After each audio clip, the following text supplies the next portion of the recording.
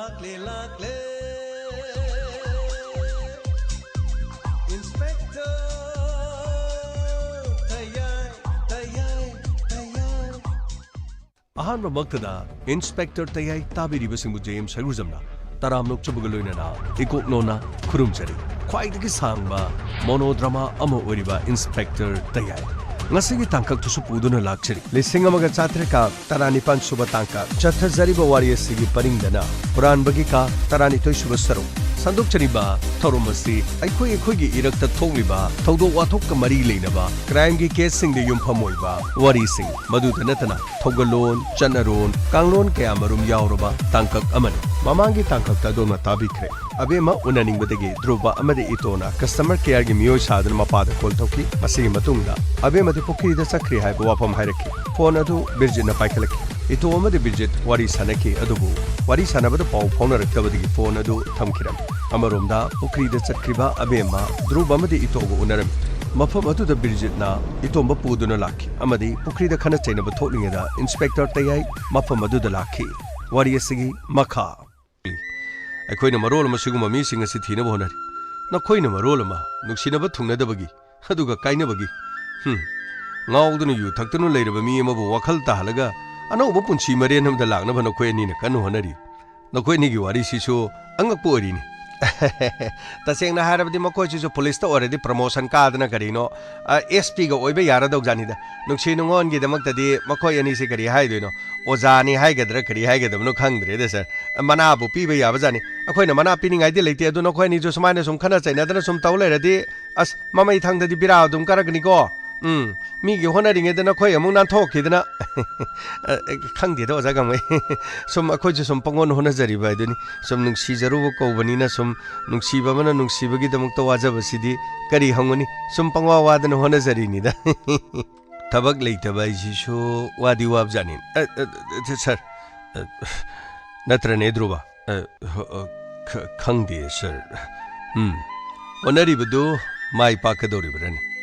Miraiduna later, Bangobani Harabami Mabu, Norman Weba Punshima the Lana of the Honari. Wakantara put on a pigeon at top of the Lohongani Mohari. Was it the Makakam Doba? Cannot say never Punus and never seen a Tabatoba solution later, bro. Sir, cannot say never see the Moria some Jarabaki, some talks about a quite a canoe, Yamung Yaurim came to Wadi. Nana Suma the Main Jalaga, Mamma Tanga me, she doker of the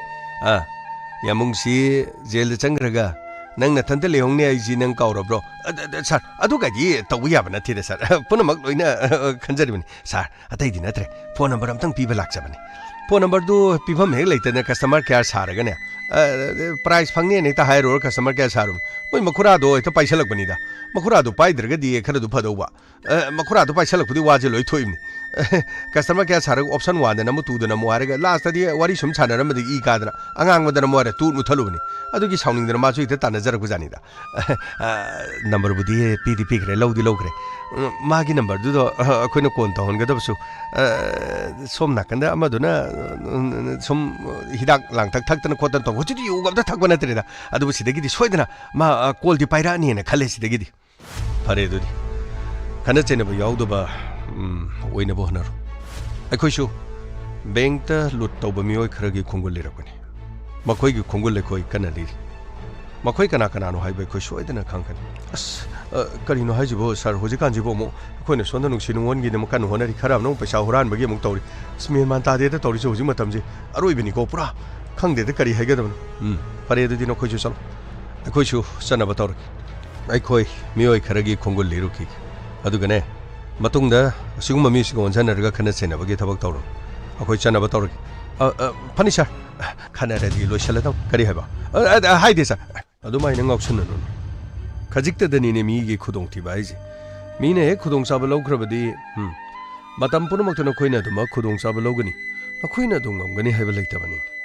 mi oi bai ba se laman khumna bo hona rakpa matam da acheng ba tanja khudong thigada ba matam do thawoina khannaga leiba yauri ban pare na khoi cheksalo na koina tori ba thabak to amarom da phata thabak ti nati adubu mi ga mungna badi phati nungsina ba thungna na bo hona ba dane mi su na koina tori ba du na ma khoi su toro la badi na koina iya na pan pi hara badi na khoi da su kai ba lak ba yedna khoi sir ai khangjare sir खन चैनबना पुनमक्ता solution पुरकदब नथि नुंसिबदि नुंसिबना अदुगा अइना Haris खंगेदा funny sir होय sir सम वाही वता खसम सोइग्रा माले sir पुरा रोइबिनी आइजे तौरी जों फरे दुदि अखोइ चनब तौकी funny sir अखोइसु चचरनी sir number पीग्रबनिना सिदगिदि मोय करी करी मसागा अदुम पाउ फाउनजरनी एक मोंग मतौदु नुंसिददना मोयगी से लामीब कांगुदो एक सम तौगिब जानी दे सम वरौ यादे सर फरे फरे अखोइ चनब तौकी फनी सर क्रेनो ने अनि जिने तौरिजिन मखोइजे मथौ लैत्रब जाला सिबो अमगा थुंगना बो होनाबदा दुम तौरो मखोइजे रोमांस के क्लास कॉलेज गा हंगनी खा लेरेदि करिनो रोमांस यूनिवर्सिटी गा एन तौरकनी को ध्रुवना दिन गो ओइरगा येंग अमो करी है उन खंगे चलो गा मै थौरो फनी सर करोम दनो जे थौगदोरि जे सर चलो आई लंबी दन तालके चलो फनी सर एस फगी कदाई दे कोई बाइजिन फट लाउं फौजिले साइदे नुपी अंगांगी करी थबक थी लेरब्रा गाने तौसले इकाइबम यौबई वानी सोमद तौरमी दुदी अनि दुदी कबो कबुदो अस पनेयामदि फुरेबु फुबदि पेलौदिन सैत ओइब अस पुरा आरोइबनी मोइनी लम खुयन मोइनी सक खुता खतुदि अस आइदिना खरयाम फतना फुगदरन खनबनी अदुबो हेक्त कदाइदिगिनु हेक्त नोइ बाइजिना चार हेक्त फौजल खुदुदबा मियन मानम तौदबनिको असेंबा खरयाम नम तम फुरमबदीना अइदिको मतुंग मनाउ तौदनबा स्कन याम ताखतप्र केनम तौरिनी मोइगे होजिकी मखुरादुदि मादि पुरा सिनब जानिदा सिनब लांबगी पैसाबु क्या फंगनो खंगी असे अमोद मोइना हारिनी पैसा मतेंग पांगी हाब्रगनो इमुंग मरी दैनबगी मोंग अमा अस करिनो माना लुपा क्या पांगर जानो होजि बाउदो लुपा क्या संग्रे पुलब हंग हंदोउसिरो खुइदु सगरपम याउदि करिनो खंगे अदुमाइ तौदौ नतेदा मखोय अनिनबु यानारदि मीना करिदौ ngमनेगी नुंसिनरिबा अनिदुनि यानाग्रे लोरे मोइनिनि यानाद्रगदि मीना खुदोंग चाब लौगिन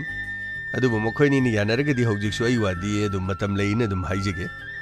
तजेंग नायरबदि नुपीदुना मुंग लोहोंगने लोहोंगसनग्रबदि अस असोम नाकंद लेहौरिबा महाप्रभुदुदि हिदा कथानददने खोने तौरिदो हिदा कमुक थक्चलगा बिरा मुकादुरिजन अस यमो अदुदि कमाय तौनी अखोने तौरि तौसि पुरा फेल ओइतारे अदुदि अस पुरा रोइबिनी तौरि नंगना रोइबिनी हाइलेरिंगेदा पुरा लोइबतारे चनब तौसि पीगिब नंबरदो फंक्शन तौरिब्रा तौरुक्तिब्रा मखाताना मोइगी मखुरादुना करी तौरमदो पाउगादु खरा लौथोकु पै अस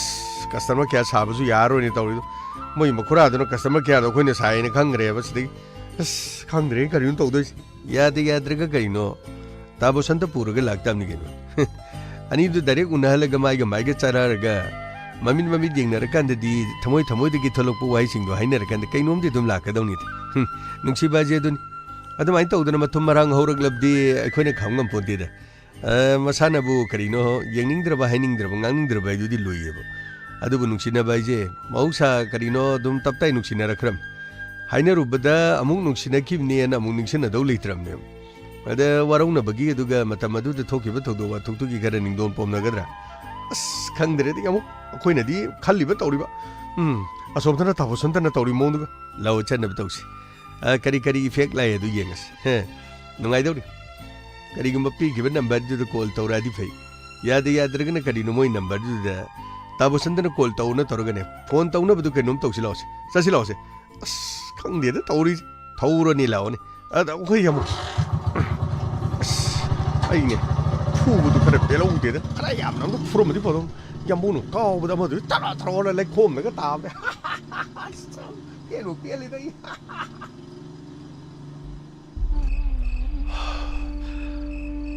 माना करमना मरा लेते हरिबा मखोइनिगे वाफमददि माबो मरा लेतबा मी अमगुम अदुगा असुक सांगलबा था खरसिददि माना वाहि मता हाइदना तुमिना लेथोलगा यु थक्तुना लेरिबना करिगी सिबोय थोकपा याबा वारानि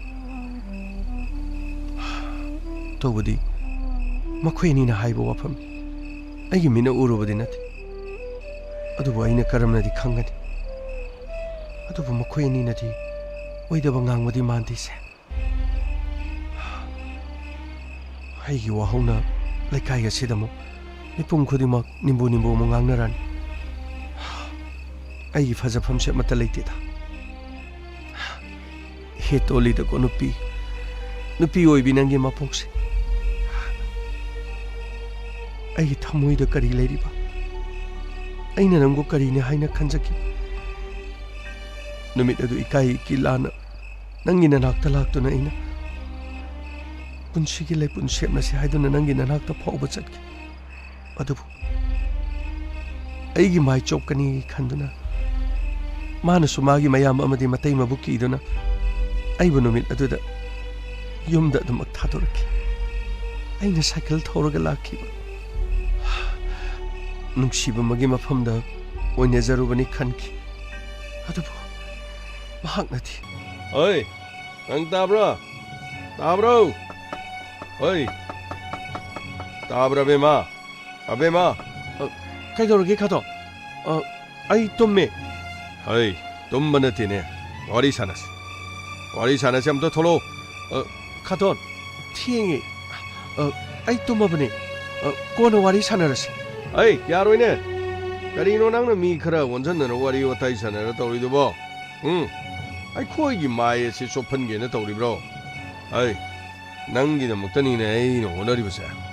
ai khoi ta jo ge tei ma gana masede karim da khangwa nati yom da gi ma pan se thokpa na ta masa no pi so ba ma lei masa no pi sine kari tawri kari chali hai ba kari ma da khangwa nati masede da ayeng soirak la ga di kari haina ni ina kari ngang na dori ge ai bu mi ma ma da sang chi si ba ya bra ne na khoi gi da makta ina phana ba honare haduga nang na som nakanda masak khangdaba sing aduga nang na pukri mapa na muna lambi da muna garden da muna nang na tawri bisibu karino amuk da hayune karino khato cham na maru mapang oina tinaba misingbu aiga lambi da thengnaraga wari sanaba wangang na babu yadabra khato ai madu yade ne mi singdu khangdro makhoina tawriba mo ma tawdu nang khanglaba natrane ai wa chapchana nganaji tholo yamba bije tosit wa ji kona ngangner ni mamangda phajadri ai toma nang tumile yo ajin nayamna chilije nangi phanaba ai gi chanupi gi phanabni ne noi wai yamning bro khoi teimaga tadaga dina kong lai khun tormani sigum matamda pangchanaba laitra kanda sidha chanaba aduga ayeng hoi loram daidana nang kaidau lei haidana hayeng onda khodo mina chak thillaga ingon tawdoriyo natro ai loi khang agoi tajaw ete made kaim khanga moina kari no torisibo noi gi nanaw pasina torisibo kari emok tawra jano khangdrine tawrija ai beje kari tawragene numidang oireni bungo nangna numidang ji thau saruga hekta urau thorau dan hekta pangtau matau ibungo ai kari tawragene nangwo tajaude karim khangamoye nacha nupine sidai sing sokpane chakhraga nate farju patra jai mai kitang yemga yaidana nate tajauge temagasu nacha nupi thong loilon jala imung de khume aina sumang sidai tomaga leb leire nate tajauge temaga thola roidro icha nupi abiem thola roidro khaton yamna thenk wado kona hayeng angnersi phajaba nati numidang gi matam gore mina loina taraga karino khangadori dubo mina taraga karino khangadori mina ngangna gadaba wadu gi maramda di nangna khangine aduga nangna tawriba thaba adu di nangna khangdeo ai haibi de aini ko haibi de aini ai gi mai chophalaba ai gi joban ji puthan matardi ai phatte aigano ko yama sanab tawrjida nana saibogdang thongongbogdang thintokpiro adai ai adum chachaga edum yani thengre hoji abiem na haiji chume somda pabung koina haiji jo dum chum nangdi loina phanam khan mangak tani nangdi loin phanam khale na buk chu phai nata nate chaba thakpadagi kaidi nangna puthoiba tawri mayamje nayambadi kaimu pai leite nangi damakta से सुमाइना मतेंग पांगबजि नतना ऐ अदुगो आई हाइजिनि अयेंगो नंगि नमांगदा करी नंग ngसाइगे Moina हा अनिदो ममिंग करी Moina फाउ सार माइ मिट खंग किन थिंजले आई सिंग थकपुद चिनजे थुपे मखोय आइना तुमिनगा तोकदम नते मखोय यामना मखोय मीगी दमकता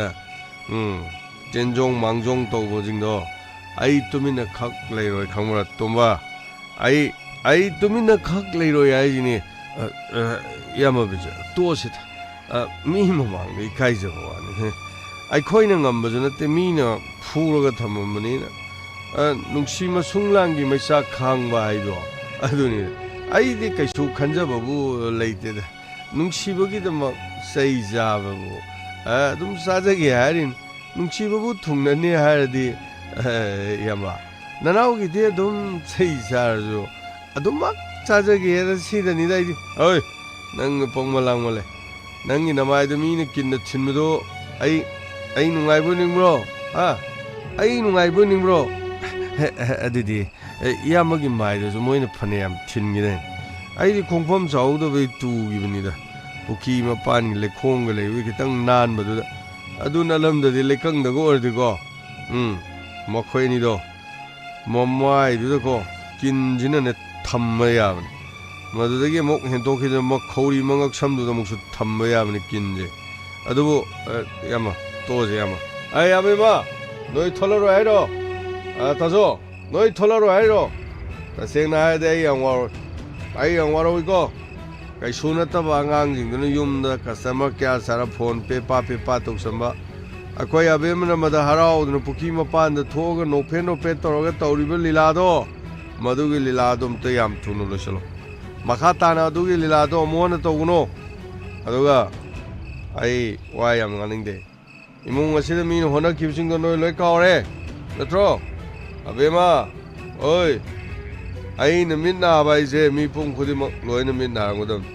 केरो लेखाइजे रे खुलिंगदना पालिबनि कुसिरासि तौबा याबा नते लेखाइ अमा लैरा अमा सैसा अमा दुम लैरजो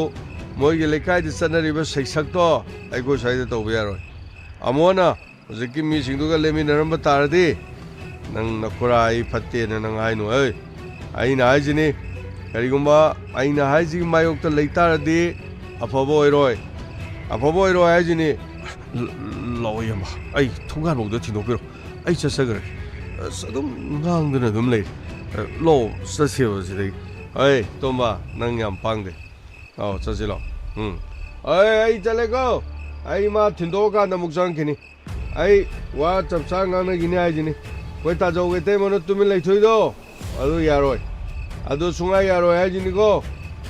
lao chasilo para khar ga tam bi pham ne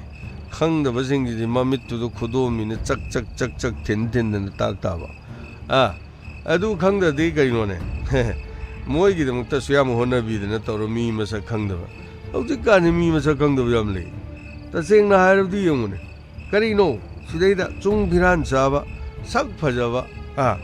आई इनाउ इतोमबु नते करिद सोइरगेबा यामना इबु पंथादा थागत पिरे ननाउदि सक फजबा नते मीनदि येंगबदा इदि माइ चामी ओम पुरी मालेना मीना हाइनरिबन हदि यामना इबु sak phajei ne hekta pangai dai bi ai om puri mal phari ne om puri du film ko mi ne mo om puri namai khara chamjo bhaiwani kuchu dum kulai kuchu ni mi khara chaujo bhaiwani no khong no kut khara se nakra khara tingi yeng bada di inau phajab lei bonte da haujikan ye moige kai ku nung ku gai du kai sui hen manati kari गोकुल नोकुल लेबगेनो मोइना का कैसु हेनबी मनते हई खितंग इसाजे येंगबद ओलेन हाइपेट मान बेवानी ओलेन दे नंग खंगिगो खंजे नोखदेगी मानी ओलेन नोखदेगी दो फुरित लिलोना तकपीबद नम थ्रीटा हाइबदो एदो इनाउदी याम चमजबनी याम फरे अदो आई स्वाइंग लेहो तारेने यामा चंगा मो बे मोइदा करी डिस्टर्ब तो बिरोनो सिदगी दे आई दम ससा खरकी ꯑꯅꯤꯗꯨꯅ ꯉꯁꯥꯏ ꯊꯤꯟꯕꯒꯤ ꯀꯥꯎꯕꯒꯤ ꯏꯁꯥꯁꯦ ꯌꯥꯡꯂꯦꯟꯒꯁꯤ ꯅꯥꯕꯗ ꯂꯣꯏꯔꯦ ꯃꯣꯏ ꯑꯅꯤꯗꯣ ꯃꯄꯥꯡꯒꯗꯤ ꯀꯟꯗꯤ ꯀꯟꯕꯖꯥꯠꯅꯤ ꯑꯃꯗꯤ ꯑꯗꯨꯝ ꯅꯥꯀꯟꯗ ꯐꯝꯃꯒ ꯌꯦꯡ ꯂꯩꯕꯅꯤ ꯑꯗꯨꯕꯨ ꯑꯁ ꯑꯃꯗꯨꯅ ꯀꯥꯎꯕꯒ ꯊꯤꯟꯕꯒ ꯐꯨꯕꯒ ꯌꯩꯕꯗ ꯑꯁ ꯈꯨꯠꯀꯥꯏꯁꯨ ꯑꯃꯠꯇ ꯍꯟꯕ ꯅꯪꯍꯧꯗꯦ ꯁꯣꯝ ꯅꯥꯀꯟꯗꯗꯤ ꯃꯤ ꯎꯅꯍꯧꯔꯦꯅ ꯍꯥꯏꯕꯗꯨꯗ ꯑꯩꯗꯤ ꯃꯣꯏ ꯀꯣꯏꯅꯕ ꯈꯣꯠꯄ ꯎꯅꯩ ꯈꯣꯠꯂꯤ ꯇꯧꯕꯗꯨ ꯑꯣꯏꯔꯝꯒꯗ꯭ꯔꯅ ꯇꯧꯔꯦ ꯑꯗꯨꯒꯗꯤ ꯃꯣꯏꯗꯨ ꯄꯥꯎ ꯄꯨꯔꯛꯄ ꯃꯤ ꯑꯣꯏꯅ ꯍꯥꯏꯐꯦꯠ ꯇꯧꯕ ꯑꯣꯏꯔ ꯃꯥꯜꯂꯦ ꯃꯣꯏꯒꯗꯤ ꯀꯣꯏꯅꯕꯗꯤ ꯅꯠꯇ ꯃꯥꯜꯂꯦꯀꯣ ꯌꯥꯝ ꯀꯥꯏ ꯀꯣꯏꯅꯕꯅꯣꯅꯦ ꯊꯣꯛ ꯃꯣꯛ ꯇꯧꯔꯤꯕꯅꯤ ꯃꯣꯏꯅ ꯇꯧꯔꯤꯗꯣ ꯏꯆꯥꯅꯨꯄꯤꯗ ꯗꯤꯜ ꯂꯦꯟꯒꯦꯅ ꯇꯧꯕꯅꯤꯗ ꯑꯗꯩꯗ ꯃꯈꯨꯔꯥ ꯁꯥꯊꯤꯕ ꯑꯃ ꯂꯩꯌꯦ ꯑꯗꯨꯗ ꯃꯣꯏ ꯀꯩꯁꯨ ꯌꯥꯈꯤꯗꯕꯩ ꯋꯥꯅꯤ ꯀꯔꯤꯝ ꯈꯜꯂꯨꯅꯨꯁꯦ ꯏꯅꯥꯎ ꯀꯔꯤꯝ ꯈꯜꯂꯨꯅꯨ ꯌꯥꯔꯦ ꯒꯥꯔꯤꯗꯣ ꯐꯖꯅ ꯊꯧꯔꯣ ꯍꯤꯗꯥꯛꯇꯨ ꯅꯪ ꯈꯔ ꯉꯥꯎꯔꯤꯕ꯭ꯔꯣ ꯅꯪꯕꯣ ꯌꯥꯅꯤ ꯌꯥꯝ ꯐꯖꯅ ꯆꯦꯛꯁꯤꯟꯅ ꯀꯤꯌꯥꯔ ꯂꯧꯀꯣ ꯑꯗꯨ ꯅꯪ ꯍꯣꯔꯦꯟ ꯌꯧꯔꯒ ꯌꯧꯔꯦ ꯍꯥꯏꯗꯅ ꯅꯪ ꯑꯝꯇꯪꯗꯤ ꯍꯥꯏꯔꯛꯑꯣ ꯑꯩ ꯂꯥꯟ ꯇꯧꯔꯨꯒꯗꯣꯏꯅꯤ ꯏꯃꯨꯡꯗꯨ ꯆꯪꯒꯅꯦ ꯎꯁꯤꯠ ꯊꯑꯣꯏꯗꯕ ꯇꯧ ꯌꯥꯄꯣꯟꯇꯦꯗ ꯃꯣꯏꯅ ꯐꯥꯒꯤ ꯖꯨꯒꯥꯏꯗꯅꯦ ꯏꯅꯥꯎꯒꯤ ꯃꯥꯏ ꯆꯣꯝꯅꯕ ꯁꯤꯟ ꯌꯥꯕ ꯅꯠꯇꯦꯅꯦ ꯌꯥꯝꯕ ꯀꯩꯝꯇ ꯍꯥꯏꯕꯤꯔꯛꯑꯣꯅꯨꯀꯣ ꯁꯤꯗꯒꯤꯗꯤ ꯋꯥꯗꯣ ꯌꯥꯝꯅ ꯆꯥꯎꯊꯣꯛꯅꯔꯅꯤ ꯌꯥꯔꯦ ꯅꯪꯅ ꯒ꯭ꯌꯥꯟ ꯇꯥꯈꯤꯕꯁꯤꯅꯅꯦ ꯊꯧꯔꯣꯅꯦ ꯒꯥꯔꯤꯗꯣ ꯊꯧꯔꯣꯅꯦ ꯅꯪ ꯊꯧꯔꯒ ꯑꯩ ꯆꯪꯉꯒꯅꯦ ꯑꯩ ꯋꯥ ꯆꯞ ꯆꯥꯅ ꯑꯩ ꯉꯥꯡꯅꯔꯨꯒꯗꯧꯔꯤꯅꯦ ꯑꯩꯁꯨ ꯊꯧꯔꯦ ꯌꯥꯝꯕ ꯑꯗꯨꯗꯤ ꯆꯠꯂꯦ ꯌꯥꯝꯕ ꯅꯪ ꯌꯧꯔ ꯍꯥꯏꯔꯛꯎꯀꯣ ꯍꯣꯏ ꯌꯥꯝꯕ ꯑꯩ ꯍꯥꯏꯔꯛꯀꯦ ꯕꯥꯏ ꯑꯁꯨꯛ ꯐꯈ꯭ꯔꯕ ꯑꯉꯥꯡꯁꯦ ꯆꯥꯕ ꯊꯛꯄꯗꯒꯤ ꯃꯁꯤꯗꯩꯗ ꯑꯌꯨꯛꯀꯤ ꯅꯨꯃꯤꯗꯥꯡꯒꯤ ꯃꯁꯤꯗꯩꯗ ꯑꯩꯉꯣꯟꯗ ꯑꯗꯨꯝ ꯆꯥꯔꯨꯁꯤꯒ ꯊꯧꯁꯤꯒ ꯑꯗꯨꯒ ꯑꯩꯒꯤ ꯏꯆꯥꯅꯨꯄꯤꯁꯤꯅꯦ ꯃꯣꯏꯒꯤ ꯏꯃꯨꯡꯗ ꯃꯇꯦꯡ ꯄꯥꯡꯕꯤꯔ ꯑꯩꯈꯣꯏ ꯇꯥꯖꯧꯋꯦ ꯇꯩꯃꯒꯗ ꯁꯦꯟꯒꯤ ꯃꯇꯦꯡꯐꯥꯎ ꯄꯥꯡꯕꯤꯔꯤꯅꯦꯕ ꯑꯗꯨ ꯃꯥꯏꯐꯥꯎ ꯈꯤꯇꯪ ꯉꯥꯛꯇꯕꯤꯗꯤ ꯁꯤꯗꯩꯗ ꯁꯤꯅꯤ ꯅꯤꯉꯣꯟ ꯑꯩꯁꯦ ꯁꯨꯃꯥꯏꯅ ꯇꯧꯔꯀꯥꯟꯗ ꯑꯗꯨꯝ ꯍꯦꯛꯇ ꯃꯃꯥꯅꯤ ꯃꯄꯥꯅꯤ ꯈꯪꯗꯦ ꯃꯤꯔꯥꯏꯔꯝꯃꯒ ꯑꯗꯨꯝ ꯆꯠꯈꯤꯗꯣꯔꯤ ꯉꯥꯛꯇꯅꯤ ꯈꯪꯅꯤꯅ ꯃꯣꯏ ꯆꯞ ꯆꯥꯅ ꯋꯥ ꯉꯥꯡꯅꯒꯗꯕꯅꯦ ꯏꯕꯦꯝꯃ ꯀꯔꯤꯅꯣ ꯈꯨꯔꯥꯅ ꯀꯣꯏꯂꯥꯎ ꯂꯥꯎꯗꯅ ꯇꯧꯔꯤꯗꯨꯕꯨ ꯀꯔꯤ ꯃꯔꯝꯒꯤꯅꯣꯅꯦ ꯄꯥꯕꯨꯡ ꯉꯁꯥꯏ ꯄꯨꯈ꯭ꯔꯤꯗ ꯑꯩꯈꯣꯏ ꯇꯤꯟꯅꯕ ꯃꯤ ꯑꯅꯤꯈꯛ ꯊꯦꯡꯅꯕꯅꯤ ꯀꯔꯤꯅꯣꯅꯦ ꯍꯥꯏꯔꯤꯁꯤꯕ ꯄꯨꯈ꯭ꯔꯤꯗ ꯊꯦꯡꯅꯩ ꯑꯃꯨꯛ ꯍꯥꯏ ꯅꯠꯇꯦ ꯅꯍꯥꯟꯅ ꯑꯁꯤ ꯊꯣꯡꯒꯣꯡꯗ ꯑꯃꯨꯛ ꯊꯦꯡꯅꯩ ꯍꯥꯏ ꯑꯗꯨꯅ ꯀꯔꯝꯕꯅꯣ ꯄꯥꯕꯨꯡ ꯑꯗꯨꯗ ꯊꯦꯡꯅꯕꯗꯨ ꯉꯥꯛꯇꯅꯤ ꯑꯩꯒ ꯃꯔꯤ ꯂꯩꯅꯕ ꯅꯠꯇꯦ ꯄꯥꯕꯨꯡ ꯏꯃꯥꯒꯤ ꯏꯕꯦꯝꯃ ꯑꯩꯈꯣꯏꯅ ꯃꯁꯤꯗꯗꯤ ꯏꯃꯨꯡꯗ ꯁꯦꯟ ꯊꯣꯛꯇꯗꯅ ꯂꯩꯔꯦ ꯅꯈꯨꯔꯥꯁꯤꯅ ꯇꯧꯗꯅ ꯅꯪꯒꯤ ꯑꯁꯤꯒꯤ ꯏꯇꯣꯝꯕ ꯍꯥꯏꯁꯤꯒ ꯊꯛꯇꯅ ꯆꯥꯗꯅ ꯇꯧꯔꯦꯔꯒ ꯃꯁꯤꯗꯩꯗ ꯑꯩꯗꯤꯅꯦ ꯀꯌꯥꯁꯨ ꯍꯩꯅꯕ ꯅꯠꯇꯦꯗꯣ ꯃꯁꯤꯗꯩꯗ ꯅꯈꯨꯔꯥꯅꯦꯅ ꯇꯧꯔꯤꯁꯤꯒ ꯀꯣꯏꯂꯥꯎ ꯂꯥꯎꯗꯅ ꯇꯧꯗꯅ ꯂꯩ ꯍꯌꯦꯡ ꯑꯁꯤꯒꯤ ꯃꯤꯁꯤꯡ ꯑꯁꯤꯕꯨ ꯅꯪꯕꯨ ꯀꯔꯝꯍꯥꯏꯅ ꯂꯣꯏꯅꯗꯧꯔꯤꯅꯣ ꯇꯧꯔꯤꯁꯤꯕꯣ ꯏꯃꯥ ꯑꯩꯒꯤ ꯂꯥꯏꯕꯛꯇ ꯁꯨꯝꯅ ꯊꯣꯛꯑꯣ ꯍꯥꯏꯗꯨꯅ ꯇꯝꯈ꯭ꯔ ꯃꯥꯜꯂꯦ ꯏꯃꯥꯒꯤ ꯏꯕꯦꯝꯃ ꯑꯩꯗꯤ ꯑꯣꯟꯊꯣꯛꯅ ꯄꯥꯝꯖꯈꯤꯗ꯭ꯔꯦꯗꯀꯣ ꯅꯄꯥꯕꯨꯡꯅ ꯃꯁꯥ ꯉꯝꯗꯗꯅ ꯆꯥꯅꯤꯡꯉꯥꯏ ꯊꯛꯅꯤꯡꯉꯥꯏ ꯁꯦꯟ ꯈꯔ ꯂꯩꯇꯗꯅ ꯃꯉꯣꯟꯗꯒꯤ ꯁꯦꯟ ꯈꯔ ꯂꯧꯔꯨꯕ ꯑꯣꯏꯔ ꯃꯥꯜꯂꯤꯅꯤ ꯑꯗꯨꯕꯨ ꯁꯦꯟ ꯑꯗꯨ ꯁꯤꯡꯕꯒꯤ ꯁꯦꯟꯗꯣꯏ ꯍꯥꯞꯄꯒꯤ ꯋꯥ ꯉꯥꯡꯅꯔꯒ ꯃꯥꯅ ꯍꯥꯏꯕ ꯏꯜꯂꯗꯧꯅꯤ ꯍꯥꯏꯗꯅ ꯍꯦꯛꯇ ꯅꯈꯨꯔꯥꯁꯤꯅ ꯃꯤꯃꯥꯡ ꯇꯨꯃꯥꯡ ꯅꯥꯏꯗꯅ ꯍꯦꯛꯇ ꯇꯛꯁꯜꯂꯛꯄꯅꯤꯅꯤ ꯀꯔꯤꯅꯣ ꯇꯧꯒꯗꯧꯔꯤꯁꯤ ꯅꯄꯥꯕꯨꯡꯁꯨ ꯀꯔꯤꯃꯇ ꯍꯥꯏꯈꯤꯗ꯭ꯔꯦ ꯌꯥꯔꯗꯤ ꯄꯤꯊꯣꯛꯈ꯭ꯔꯁꯤ ꯍꯥꯏꯗꯅ ꯑꯗꯨꯃꯛ ꯇꯨꯃꯤꯟꯅ ꯂꯩꯈ꯭ꯔꯦ ꯑꯩꯅ ꯍꯥꯏꯔꯤꯕꯗꯨꯗꯤ ꯍꯥꯏꯗ ꯌꯥꯗꯗꯅ ꯍꯥꯏꯔꯤꯕꯅꯤꯅꯦ ꯑꯩꯁꯨ ꯃꯍꯧꯁꯥꯒꯨꯝꯅ ꯊꯕꯛ ꯁꯨꯕꯗꯤ ꯉꯝꯗ꯭ꯔꯦ ꯑꯗꯨꯕꯨ ꯂꯩꯇꯕꯅꯤꯅ ꯅꯪꯒꯤ ꯂꯥꯏꯌꯦꯡꯅꯅꯕꯒꯤꯗꯃꯛ ꯁꯦꯟ ꯈꯔ ꯂꯧꯔꯨꯕꯗꯨꯒꯤ ꯋꯥꯅꯤꯅꯦ ꯑꯗꯨꯕꯨ ꯑꯃꯁꯤꯅ ꯊꯛꯇꯅ ꯆꯥꯗꯅ ꯂꯥꯛꯑꯒ ꯉꯥꯡꯒꯗꯧꯔꯤꯁꯤꯅ ꯀꯔꯤꯅꯣ ꯑꯩ ꯀꯣꯛ ꯌꯥꯝꯅ ꯁꯥꯏꯀꯣ ꯑꯕꯦꯝꯃ ꯃꯅꯥ ꯑꯃꯅꯤ ꯅꯥꯏꯗꯅꯕ ꯅꯈꯣꯏ ꯈꯔ ꯁꯤꯜꯂꯨꯅꯦ ꯑꯩ ꯋꯥ ꯉꯥꯡꯅꯤꯡꯗꯦꯀꯣ ꯑꯩ ꯐꯃꯨꯡ ꯆꯪꯉꯦ ꯑꯩ ꯐꯃꯨꯡ ꯆꯪꯉꯒꯦꯀꯣ ꯅꯄꯥꯕꯨꯡꯁꯨ ꯊꯋꯥꯏꯁꯦ ꯃꯥꯁꯨ ꯅꯨꯡꯉꯥꯏꯕ ꯅꯠꯇꯦ ꯅꯪꯒꯤ ꯅꯈꯨꯔꯥꯁꯤꯅꯅꯦ ꯅꯣꯡ ꯈꯣꯡꯗ꯭ꯔꯤꯐꯥꯎ ꯑꯗꯨꯝ ꯇꯣꯛꯑꯣꯏꯗꯣꯔꯤꯕꯅꯤ ꯆꯒꯠ ꯉꯥꯡꯗꯅ ꯂꯩꯒꯗꯧꯔꯤꯕ ꯑꯁ ꯈꯪꯗꯦꯅꯦ ꯇꯧꯔꯤꯁꯤꯕꯣ ꯑꯩꯗꯤ ꯃꯥꯅ ꯃꯁꯤꯗꯩꯗ ꯇꯤꯟꯅꯔꯤꯕ ꯏꯇꯣꯝꯕ ꯍꯥꯏꯁꯤꯗꯤ ꯑꯩ ꯀꯌꯥ ꯄꯥꯝꯗꯦꯅꯦ ꯑꯗꯨꯝ ꯌꯨ ꯊꯥꯒ ꯂꯩꯔꯤꯕ ꯃꯤꯁꯤꯅꯕꯨ ꯍꯌꯦꯡ ꯀꯔꯤꯅꯣꯅꯦ ꯇꯧꯗꯣꯔꯤꯁꯤꯕꯣ ꯃꯈꯨꯠꯇ ꯁꯦꯟ ꯅꯝꯊꯤꯉꯩ ꯄꯥꯏꯔꯕ ꯃꯁꯥꯒꯤ ꯃꯇꯝ ꯐ꯭ꯔꯤꯗ ꯑꯗꯨꯝ ꯂꯩꯔꯕ ꯆꯠꯊꯣꯛꯇ꯭ꯔꯁꯨ ꯃꯁꯥꯒꯤ ꯁꯦꯜꯗꯣ ꯀꯥꯏꯊꯣꯛꯄꯗ ꯂꯣꯏꯕ ꯆꯥꯕ ꯉꯝꯃꯔꯣꯏꯗꯧꯕ ꯃꯤꯁꯤꯡꯗꯨꯅ ꯉꯧꯗꯅ ꯇꯥꯎꯗꯅ ꯑꯗꯨꯝ ꯆꯥ ꯊꯛꯇꯅ ꯂꯩꯕ ꯏꯃꯨꯡꯒꯤ ꯑꯋꯥꯕ ꯈꯪꯗꯕ ꯃꯈꯩ ꯂꯩꯊꯣꯛꯄ ꯅꯨꯡꯉꯥꯏ ꯌꯥꯏꯐꯕ ꯃꯤ ꯀꯌా ꯑꯃꯔꯣꯝ ꯂꯩ ꯃꯗꯨꯒꯨꯝꯕꯒꯤ ꯃꯇꯧꯗꯨ ꯇꯝꯃꯤ ꯑꯩꯗꯤ ꯊꯣꯛꯅ ꯄꯥꯝꯖꯈꯤꯗ꯭ꯔꯦ ꯃꯈꯣꯏꯅ ꯁꯦꯟ ꯊꯨꯝ ꯐꯅꯌꯥꯝ ꯄꯥꯏꯕ ꯑꯣꯏꯔꯕꯁꯨꯅꯦ इमादी पामजदेने इमा करीनो हजिक अइना तौगदोरिसु सेन खरदो लोकसिनखि हाइबगिदमक अखोय खातोन मसिदा मी ओइना ngang मनति मी दुकी ममांगदुदसु पुखिदुदा कइनो कइनो पंगांग ngang अदुदगी लेरमीबे इमानबसिंग अदुगा संकटनरगा हेक्ता मफम अदुदा फुना चैनबगी थबक तोरकलिबनि करी हाइबा मफम अदुदा फुनारीरा हाइसिबो मानिमा अदा एगा तिनबा मोय थेंनबसिंगदुगने सुम मरै तौनरे अदा मींगना नुवाइरोदो वासु पंगांग ngang मागी अकल थौ साबिदो हेक्ता तौरुबा अदुदगिदी खना चैनबदु थोगलेदना फुनारे सुम लेखोमदा करीदा फुद्रुपदा फुबसु मीने मखोयनिदु याम फुरमबन अदुगा खंगौदना पुलिस मफम अदुदा लाई हाइमा पुलिसना कदाइदगी मखोयना कमदौना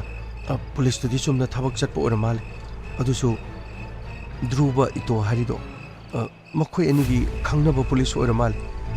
मखोयनादि कइसु हाइरमद्रे मतु मनाउ तौनो हाइरगा नाखन अनिमक्ता पुलिस की करिमो हाइद्रे पुलिस अदुम चटख्र माले अइगा खातोन को ओनसनरगा सुं वा ngangnarambadudagi खातोन आइसु चलो हारकदा ए अदुम लाई अदुबु मखाताना मोना खना चेनरमगद्राना अइनादि खनबा अदु पुलिस तिले होबनिना खना चेनबबुदि थोमरो खंथि अखोय खातोननि मोंग मतौसे इमा मोइगी पैसादो अमतंग सिंगतोखरगा अखोय इंगना लैबा यारोइद्रो इस खंद्रेने तौरिस लौ अमखक लैबदुसुने लौदुसु माना बंधान थमिनी हाइदना थमग्रगा हौजिक्ति लौदुसु हनगेने याद्रबन सदुंगाई नोइना पिङै मतमदने लौदो सुमना तंगी लुपा लिसिंग तरागा तरुक तरा तरे तो ओइरा माले इस हौजिक्तगने लौदु योलबदी लाख निफु यांखै हेना सिलन अदुबु लौदुगी मतांगदु हेक हाइरुरगने यो ngauसनरगा खनाबा होरो नखोइ पिङै देदिने युम मथक्सिदा माने चेकतुम थारगलिबनिदो नपासिना सिंग चनबा चतदगी उदगी तारे न तौबदु मख्वांग सोखिबदि थबकसु सुबो ngamdredo मदुदगी अदुम इमुंग असे अदुम लाइरा तानख्रबा अदुनने वाजि कितंग हेकना nganguबगा मानने सोंदा इंखोनगी मपानदा लेरगा तुक माना थाजलकदोरिबन इमा मतमदो ngangoringe खरा खरा खंगो युम मथक्ता माना नुंग थारखिबा मयामदो अदुगा पाबुंगना थोगा कनाना नुंग थारिनो हंगुबदना मासु खंदी अतोपा मीना नुंग थारै माले हाइदना तौबदो खंजन्ना उसनदबा सारगा कना कनानो नदि लेरबदी यामगी युमदा नुंग थारगलिबा सियेंगो हाइदना माना मपानदा लावबदो तेमा नंग तुमो चे का केम थाइरानुको तेमो इबुंगो अभी मसु तुंगरेनी नया मसु तुंगरेने लोइन तुंगनी को आई साउरलबदी अफबोय रोय है नोय अफबोय रोय है जिनी आइतेमा वा चपचाना ngang फै मीगी तौबिमन खंगदबा मी मसक खंगदबगी थबकसे आई पामदे अदुगा नेतेमा युम सिदा आइखोयगी अबेमसु करिनो वा खरा अमतंग ngang वाखन खरा तालो चबे समाय सुं ngangnabase आई पामदे अदुगा नेतेमा आई माई चोफनगनो आई वा मखा तानिंग अदुगा चानुपीदो आई हये ngang खिदोल अदुगा खोइता जोंनने तुमिन तारगा तासन्नबो सा तुमदना लेबदुना दि यारोय इतेम खोइजो वा खरा ngango आईने आई यादे आइ जिनिको आई यादे आरि बसिनी पुलिस लागे माले करिए मो हाइदोरी जाना लाओ सा चलो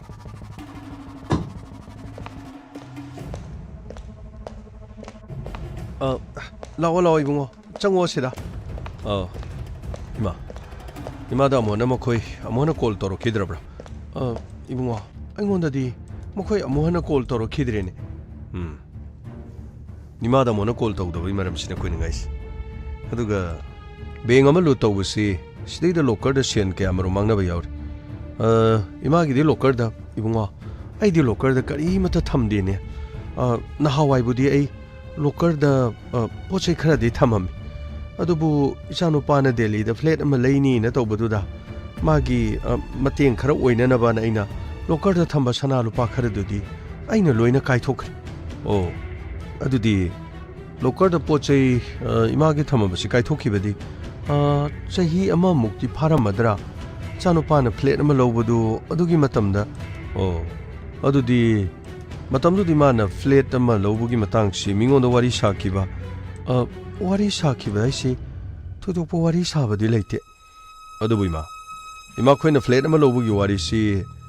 लेमिनरी बिचिनिना अदु कैरोले काय मरु मपांगसिंगदी खंगदबरानि अदुबुदी खंगबसु यावरंगनि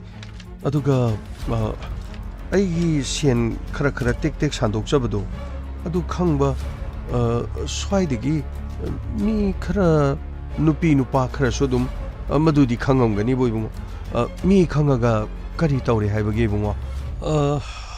हौजे हौजे सिमा कोइ बैंक से लुट तौरिबा मिसिंगसे कनानो हाइबसी अखोइ खंबा ngamtre तसिंगना येक युमथंगनरिबा बैंक तुगा थंगनबा का अमा लै मदा मी खरादि लेरमे हाइबदी मेक सेंगना खंग युम्बोदो सोखना कौरगा वा हंगले गाले मा सोखना कौतो कोक्सिन तौरि मियो सिंगदो मा मसक खंगदे ना दुम चेल अखोइना खनबना माना का भरा पीरिबा मिसिदु मागा मानरगा बैंकदगी यामलबा सनफंग सिंगदो लौब्रा हाइनैना खनमन अदुबो माहकसु यामना लैतबा लाइरबा मिदि नथि मयुमदो दुकी मतिक फजना साइ मागी सुमसा मसु मपांदा लेरिबा सिंगदुना मागी का भरा सिंगदो सानदोंननबगी आदगी सेल फाउ थारि मा मसामक्सु थबक तोरगा रिटायर ओइदुना लेब पेंशन चाबा मीन लाइरबा मी अमदि नथि हाइजरबेमा ओ इबुंगो हौजिकी अइना लोकर द सेल थम्मेना हाइबगी लोकथोक लोकसिन तौबदो इबुंगोना हंगिदुबो इमातै नतेदा लोकर दुदा पोचै स्माइना लै हाइबसी लोकर द पोचै थम्बा याइ हाइबदुदि मिपुं गुदि मोलोइना खंग अदैदा मफम अदुदगा लोकर द पोचै थम्मुबा लोकर सि का सुक लै मफम दुदा चंगुबा मीनदि खंगदोरिने हाइबा अदुदि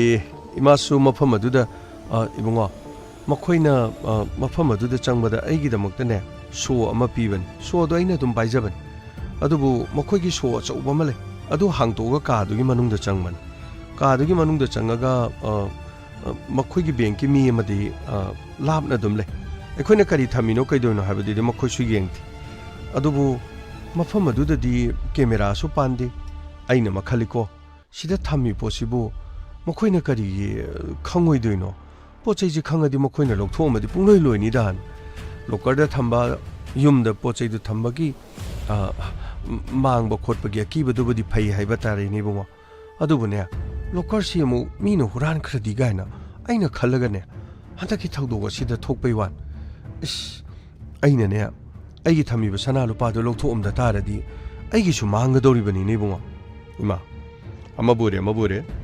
इमागी लेरिबा बैंकतगी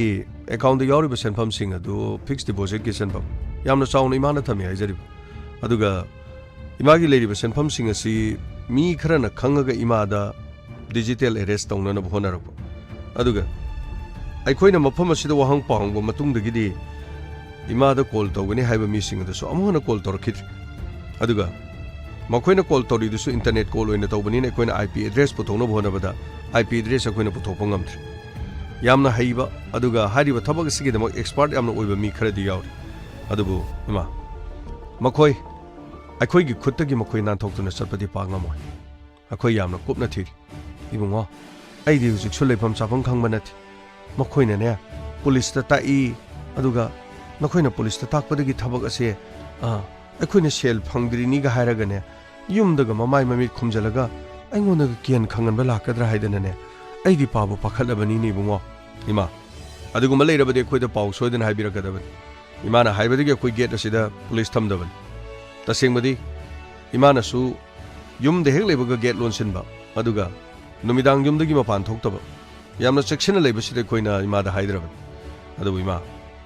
मखोइ सोइदनमकि करिगुम खरदि तौगे हाइबा खलम लेरबे अदुगा इमादा हाइरमलिबा मीसिंग सिगा बेंगलो तौरिबा सिंग सिगा चप मानबा मी अमरा हाइबसु अइना चिंगनबा खरदि ले फरेमा इमागा खोइगे सानरिबो वाफमसि इमागा अखोइ खक्की ओहेनसि वाफमसि अतोपा मी कना अमता इमा ताहनगुमसि इबुंगो अइना कनादबु हाइरुनेगी बुंगो इमादिने इचानुपादा दिल्लीदा मतुंग लौबा लाओ ai matam khara da leira sira haidunu phawa I khalabani ima madusu kesu kaidi case te khoi soidana loisana bo nagani January ba mi si ma ga khangba mi ima bu mun khangba mi aduga beng asigi maram de yamna mun khangba mi khara de do moi ga dor adu bi ma koi lem na to pare ima koi hek sat ki ba thong adu di lon san biro tangai phadra ba di ai koi de soidana ma ki pau pi biro ima da ma khata na call tawra ba aduga sel hapak te haira ba video call tawra ba natraga kari gumba phone call tawra ga di ma phone atopa mana record tawbu khange dana khange khange bu ai muna khangjare madu phone record matek matang or su toksan biu ai khoina kari kari tawbu ya ba ga ba di yank pare ko di ma ai khoi amu sana ba tawra pare pare bu angsa sana ba toks pani jar ima gas lon san biro koi ma hoi hoi bu ai lon san jarage bu lo sana ba toks ima sigi ma famsi to call tawra madu su call tawra kidre ai ba famsi nei na khwai ding is aduga ima da call tawdri sina di kari gi no hai bas sir ai na som na kan gi kari no sonda bishonat ka mo ge sham machin manau du wahang pahang loraga aduga ngahak leiraga numidang da natro ima gi manak ta la kan dai khoina sigi ma famsi da moi video record kuma phone record kuma screen record kuma tawni na hai gi bu sir adugi pau du moi na khang gi ba jala sir pau du mo khoina khang ki bra khang da bra ba de khoi su khang de adu bo khoina bishona ramadi sham da wa hanguraga khudak ta halaki ba dinat khoina wa hangu bu di nung thilden phone call tor ke ba du nu midang ima da phone call du nu midang da dum tor khidre ai khoi su ma pham du di leki ma pham du de khoi le ha ba sima to karam na khang ja natraga ima da phone call tor mi ba mi sing aduga Bangalore tawriba mising asiga amatta oiriba jala natragana makhoina karigi damakta Bangalore tawgadoriba natraga makhoigi plan soibadagi beng adu da tamnana tainaribra natragana huranba singsi tongan ba huranba ngaktara huranba gi tarani mapugi noma sir madugi matam do ne ni ngai jari si madugi matam do de ai watin jina tawraga khurai do da thau terega kiko na ta aga sir ai na mokta mokhoi bu phuda ga da badi sir adu sir nahan gi mokhoi gi yum sab loi da basigi khamba haiber karino magi ahan du gi magi yum du gi mathak tu din chinu ai na solo ho banati madu da gi song gi ka do da karmain taw do khut laga chang ba yani jibu phachana khang ba jano khang gi sir ai na khan ma de sir Mogi bank staff leba meeting do sir madugi manung da soidna ma yaurung gadra haine khalli sir gamai madu su oiba do mogi madu bu miyo edu kanano haiba do di khona thiba do wa ga don hoji bank manager Sharma madugi amaroina kwaidigi miwa ta ga doriba thabak post pau bu bira ka ga dori si Sharman makti soidina maki tungi promotion do bau da bira ka dori madu da nati thabak pau bu bira ka ga don adu ni Quran mana huraga somna kanda lanja da bai mung du da awa bata da na leiri ni ta seng na phuga hairadi patana phuga da bajani sir adu natraga hoje ki moi pabung khamba du bu kabu mamai du phi amu bam khanjalaga saina kabu cha chatkalaga phura jira sir mana watin khara pijaraga di ma wakhan taraga di kana na kang magi mamita ningsingu thoktraba Quran ma singdu soidun urak pusu yai na sir sosilau ga mai koi kari toksige du khanars tabak se rubam di oi ga dor adu bu khoi mafam sida la ai badu amuk sum khoi khangam gan anyway makata ba ima romoni da kari effect la hai badu si yangas ai khoi na sida mu la ko da ima da mu kian khangan ba mu tawra di adu iba tar di khangan soidina ma ke thodo sti kana yaugane ha lo just funny sir sare do khongjang funny sir just funny sir kana no hai badu madu tang khangadi gangmai gi mathau je tawgadabani watin pizza da base koi re da ko sai da oi ba ta jo nanau na lan khi boi ra basu nanau bu muk tang ngak piraga imai pa na thamira ma yum pham si da muk tang ta jong na lag na badi masi su ta jo nanau na ngai je kari ge duk thina nanau bu waro bu na ta jo nanau lan ki da bani ko ta jo nanau lan ki 타보선다. 그냥 커피로 그냥 되죠. 에이씨, 타보선데이지 본인 눅시በ기 깜빡 곧베이 몽 말해. 얘라, 거리노 나나 괜히 설명와 혼내저리. 근데 거리는 능통도 벌레르게. 에스, 아도라가 타보선다 깝치야라가는 공팅도 불러 꼽으시니 깝미나를 세버 불러. 아두기 나때다. 숨 인콜세 웅송송도나 레르만. 너코에 니는 것이디 인콜세. 너희는 생독비드나 뽕상상바 아두가 뽕탄탈라바 하이버도 오이가돌 잉어 타키버 볼럼싱 로이는 뭐돈 총바 호러기 마기 동안에 카이독리바 마나마 싱싱에세 호바 호러가돌 마나마 싱데나데 पुनमक लेबसे nganudagi yendagi karide karadagi loine leriba mayamse sangak phagi phibam oigedor banida somna kandasu phone number du pirama bani fighting masam so dum tawnare thindan nadra kauthan nadna na khoini na aigi damak te hamna wabir karigino khana chaina ba tholiudena kana gono mu khanarin kana goini nogi na bai birjet ever gaino dunida na bai na tamale noi nakhura idare ne करीनो इतोमन मंगगा लेबा film star ओलेन मालिने मसक कादे दुम दुब दुब लावरदना ममाइदन ओमपुरी मानबै वान अस खंगदे अमा वरे मोरे अखोइदि मोइगि वादुदि खंगद्रे सोमना कने कोइनो उरिसिदि only हेरो अंखकतनि दो दुसु ताबोसनदा कतन पुरा अरोइबिनि आइगि वादिने अंदगी मतंगजिदि ताबोसनगा अस इते माबि मगा सुं तों थोंनदबा यादबनिको करिगुमने मीनगा लोंदनगा लौदना पुदना चखरदिबा अस अखोइदि हार्ट से पुरा मसुंग तरे तरा थोन कायगे दोरबिन अदतै कोहाई गाइदि नंगना मरोल म हार्ट पु मसुंग तरे तरा अस सिमनि नि गमु हारि जिकेनो स्ट्रॉबेरी दो थाना लथोगने स्ट्रॉबेरी दो मथक नुंगदंगना थारगा फाना काइबम नैदा हायें चितंगारे मोइ वैलेंटाइन डे एबर गइनो अदु वैलेंटाइन डे नंगनबा करिनो अदोर कुलाब खरा लेरे थिलु जेब्रा नत्रगा अस खंगदे अंगांग पोचे खरा कईनो लेगे सेमदर बोकेगा सेमगा थिलु जेब्रा अस खंगदे मोई मखुरा तप्ताई फुनरोरमनिना थोंगान मपादा चाबदी यादो मांद्रे फजन कावग्रे थिनग्रे थरो ओनर लेखोंग तैदन तोब लोइग्रमनि फुदबदा अस इनौसिंग फुना चैनब याउदना फजन हाइनब यादब्रो नखोइबो अस कदाइदि यादुनि पुरा रोइबिदि गनो तोक्सलेइदुदि सोमना खंददि पाउदु फोन कस्टमर केयर सारा वारी साजले अदुगदि सोमना इसिंग सोपो सके यारे इसिंग सोइंगदुदु मपादुन फोनदो मोमि मखुरादो पिसले मखुरा तारा फोनदो पाइसलगे दुगा पैसा पिबदन थाजैगे तौरे अदगिदि नोंमदो सोर नुंसा सोर क्या होलेना हंगुबनिदना साउरे मदैदि माना नो कनानो खंब्रो गाय संगत पंगा ngangi मेमान तारे अदैदि खुदों सौदा फोनदुगी ममाइदि येंबियो अंगांगबम याउरिदो नंबिवान पुट अंदमे मदैदि तत्खरेदना अदैदि खुदो फोनदु थममनिना सोमना कंददि सिंग सोबो सकेदु फोन नंबर तुम पिरुगेना ताक तोरगा आइबुदु पुर लाकपनिदा गालेरगदि सोमनो वारी साना लेंगदुदा नहीं मखुरा करी हजी इतोम उरुम तौदुग लाए अदैदि कइनो सक्तुइदो ताखलकपनिदना अदैदि आई यावरमद्रिदु फरिम आइगा यावरमदिबो मो चिन सोखदबनि लोइरे फुनम नै फुनै नंग यावरमलबदि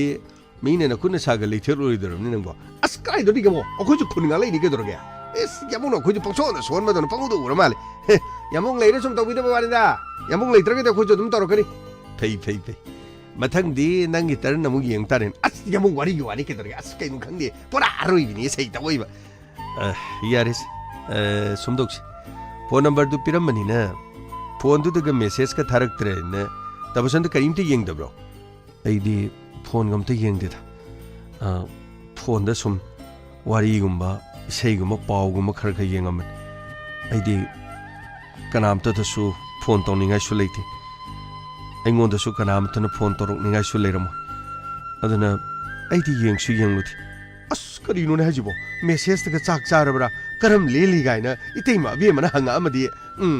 पुरा कुमै तारिसे सोना कंददि करिमत खंगदना लेरमेने तौरि करेक्ट अमत पिरोक्चे फोन तो फागमते येंगेसे आई येंगे यमो वारी अमत सनो आई सोना कंद फागमते येंगेसे अदितै नंगने मरोलम अदि तबसन हौजिकसिबु हिदाक लांथक काइजिबु सुम थांनिंगबा खोनिंगबा दुम फावबिरिबो कमाय तौरि हिदाकते कसु थांनिंगबा फावदे तोफों खंगदबदगी सुम तौरुबगी वान नखोइना आइगी पुंसी अवनबा होंबा मा पुरा पुबिरक मसिमंगना आई नखोइनिबु करमना थागतकदबनो खंगति फजरब इंखोलसिगी येंगलुबद पुनिंगसे लोइना होरे मफम असिदा अगी ताजौगे तैमगा नुंगसिरब इसासिंग अदुगा मफम असिदा मुक लाग्लबदी आई कयागी मतिक नुंगाइगन इहांग हांगलबा अगी पुंसिसे इनौ नौना अमुक येनिंग हुंदना पुंसिबु हिंगनिंगबगी मरेक महाव अमुक खन्ना थोकदबदो मफम असिदा अगी याम अदुगा इतैमा अदुगा अंगांसिंगी मफम असिदा लाक्ति मफम असि उरुरगा इथंदा पुनिंग नुंसिदना आई तिंगथादुना दुमक लेरम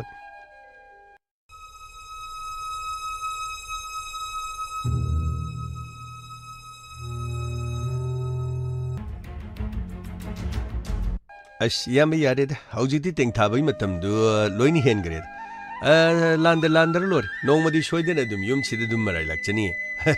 आइसो अमुक्तंग दी सोमदा यामबदुना लेरिबा मफम अदुगा मखोय एड्रेस सोमतंग जुंगा सिसे खोइनि लौरुसेना लाकपनि यामबदु मिंगदुबु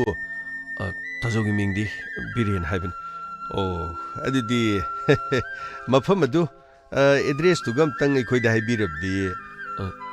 करिगिनो यामबु कौबिरुगे हाइब्रा नत्रगा मखोयबु नखोइना कौबुदा लाकदरन तसेंगमैदि कौबुदि अखोइनादि कौदि कौररो करम लेली जालो करम तौरि जानो गाइदो खोइसु सुम खंजनिंबा हाइतारे अदुगा लैरिबा मोंग मतौ कंदौरिमनो तैमदुदि अखोइनादि उरुबदि नते अदुगा अंगांसिंग लैरिबा खोलिबा गाइदो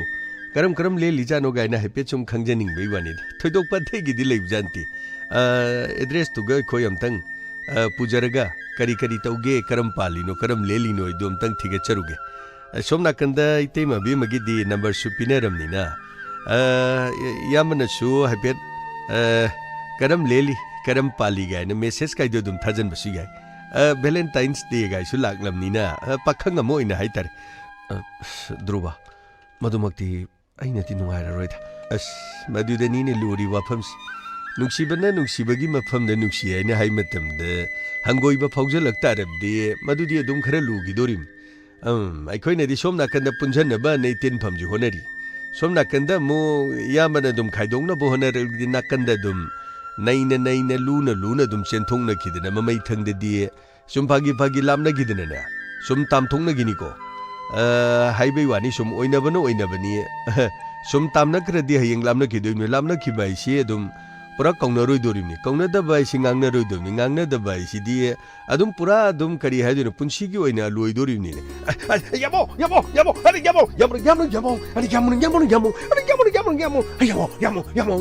यामो करी तौरगी नति थासी थानोक दमु हौरब्र तैदु यामो तु मेसेज लेरमे तु मेसेज लेरमे तु अखोगी ताबोसंत सिर मेसेज पाबा हि तबु योदानिदना तु सिलेरमे तु मेसेज अनि ओहुम याउ लेरमे तु अपति गेम योगदरगे यामो अस मिहुनगाइजे आयोरे चेंगुम चेंगांग नेरे सैतोइबा करी हेरमिनोमी तु सिदा हेरमि छु तु चाक चाबिरब्रा अस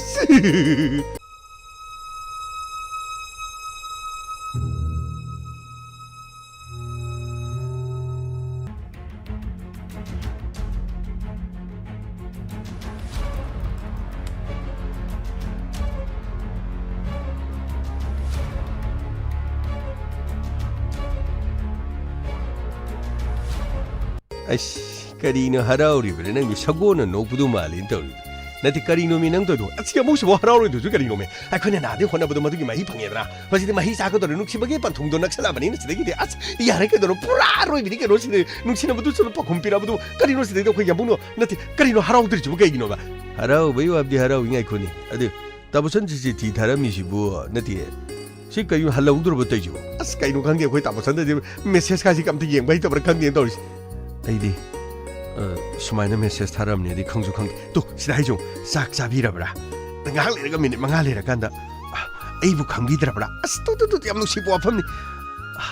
फरक तारा माले अस तु तियौ अमना ꯑꯩꯅ ꯃꯦꯁꯦꯖ ꯊꯥꯔꯛꯄꯁꯤ ꯑꯀꯥꯏꯕ ꯂꯩꯕ꯭ꯔꯥ ꯌꯦꯡꯉꯨꯅꯦ ꯌꯦꯡꯉꯨꯅꯦ ꯁꯤ ꯊꯃꯣꯏꯗ ꯇꯤꯡ ꯇꯤꯡ ꯇꯤꯡ ꯂꯥꯎꯕ ꯉꯥꯛꯇꯅꯦꯕ ꯁꯤꯗꯅꯦꯕ ꯃꯣꯏ ꯅꯨꯄꯤꯒꯤꯕ ꯅꯨꯄꯥꯗꯅꯦ ꯊꯛ ꯊꯛ ꯊꯛ ꯊꯛ ꯈꯣꯏꯁꯦ ꯊꯥꯛꯆꯜꯂꯛꯏꯅꯦꯕ ꯁꯤꯒꯤ ꯈꯣꯏ ꯊꯥꯛꯆꯜꯕ ꯅꯨꯄꯥꯅ ꯊꯛ ꯊꯛ ꯊꯛ ꯊꯨꯕꯗꯨꯅꯦꯕ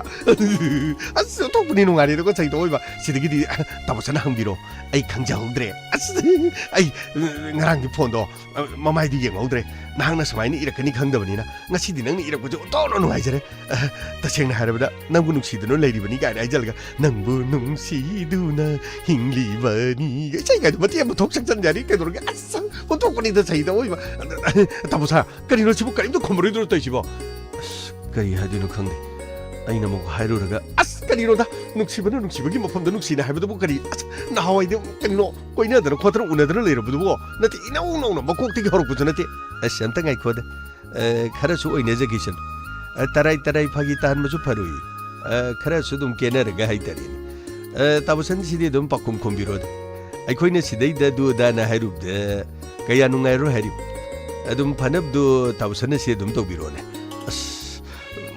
फदना मु खुमौद्रदि बेरासे मु तादोरि मिनि तौरिसि खंद्रेने तौ ताबसा message हल्लोबि ताबसा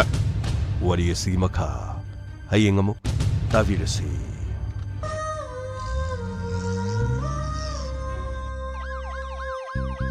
Lakle lakle Inspector Tayai tayai tayai Lakle lakle Lakle lakle Inspector Tayai tayai tayai Uthanaba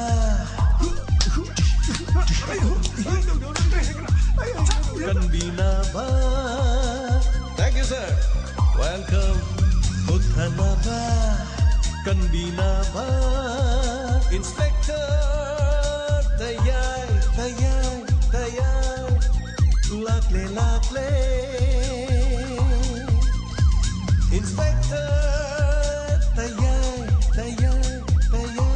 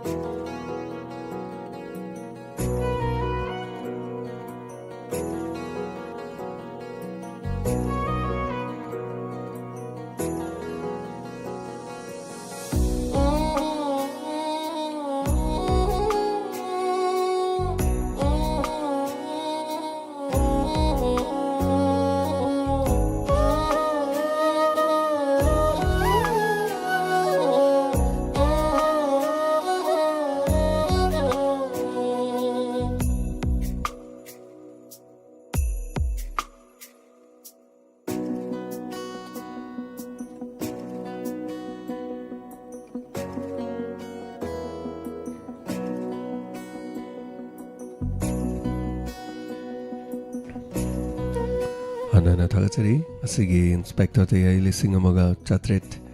따라니 반수버 땅각다 후란바기 까 하리바 땅각 쓰기나 따라가니 토이수버 땅각 아시기 땅각 감도 위버기 따비러 마뚱다 매함나 비비럭바 피드백 크라 땡당나 파베 던자로저기 아시디 인스펙터 대 봉펌 크라 얌능간 칼레 하이다레 लाइबक फबा हाइबताय कोन तारगसु उसिना कोनजे कितंग कोन ताबा कितंग फबा हाइतारे याम कन्नदि फबदि नथे कितंग फबा दन ngasi हौरगे न हौबदा कोनजे ना याबा पिरकपदगी हाइतारे थागचरी थोरमसदे यावबिरिबा ताबिरिबा सिंग सिगी तांककता यावबिरिबा सिंग पुंग अनि मखाई अहुमना लोयबनि ngasi ri adum पुंग अमा मखाई लोयरे हाइतारे थागचरी यंखाइबा मेलेन सगी तांकक नुंगाई चाना लोय तापिरकपा सरुंबम अहनबिलेमा थागचरी शांति लाइश्रम सबीर माइबम थागचरी इमोला कोनसम उदा जयंत थागचरी रोसमनी यंद्रेबम थागचरी खाइबा मेलेन गीता चांदम मामनी तोंबे सेम लोंगजम जनिंग खोंबी तोंबी मचा मतुम तुम्बी सना संजनबम Lokendro Marang te ngasi di live yaw fang jeri wari faze. Lokendro ngasi live yaw bire, thank you so much. So sila okram thaga jeri. Sorai sam babini thaga jeri. Sagi tangkaksi. Pura aroi bini to yo haido na. Yes. Nungai ba mikup ama hai tare ne. Ungna koina lapthok laga leiruba number piramakanda nungsiba kobani na nungsiba gi mafam da hai tare. Message am kak tharami kangodana. Ana message am ga atheng bada leiramba aduga kanghodo ba hai tare. Mana ngarang message tharami ga na khangbugi nungai jabado. Ido no ina harau jabai wani tha. Adana oi wari sanaringe da hai tare. Nungsinabadi ngasai ani duga sengba khangam ni na nungsibai lambi du di la ani dum khangabani nungsibadu lakna bai ni moini no ko chen chen don honari tu lakadori di amuk wari atopa du ni makhani hai tare ne adani episode tarani thoi sujan grabani tarani thoi phawbada huran ba magi yungaudana choiron nganga koilau laudana kero lekai da mapa phawrga chatpada mina hangoinaram mi ma hai tare magi punsida no yening ama hula kanda magi punsido hongdona badruba madi tona lorukhiba thodangda piriba message ti dak tak tuna yong auraga thabak sudana leira kanda kari supur oi tabak suraga isa sit nana leira kanda humang tara kanda punamak nungsiba su phangi kaibu kaira su punsigi marek mahau thokpa punamak punsidu hingmunga mi haibagi message ama landa bana mai pai haiba mina fatte haraga ina fattabagi saklon logadaba nati aina fana tawro sumina fatte hainariban adana mina harim ga ina sum sattong nati adana afabagidi afabadum lei haibagi tangka kamani huran bagi ka aduga topa mana bank ta lut torukpa aduga imaro moni da sen demand torukpa da mari leina braiba police investigation lakini amuk to wari ani ni haitare adakisiti adana thagachari huran bagi wari sti yam leibane big thana leibane ado amuk to da loi pusan base mayam tabada nungai ro do adana huran bagi pack se tongana fazana sema kanda lakpa ngambra dum yengjage thagachari anan thangjaman jana thagachari aduga Sobita Devi Soibam thagachari mi mana huran bai basi huran le ba khangdringe da huran bagi maran koina siba phatte Rajkumar Romesh, thank you so much. Live jawi bagi sitting an mani ne am dum khara am lo yawi rani hai tare. Jotin yum nam na kachari.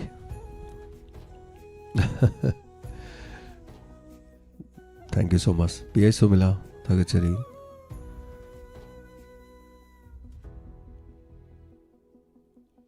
Yum nam Rani thagachari ID phone pet paidre hairao angang sing phone episode kodimak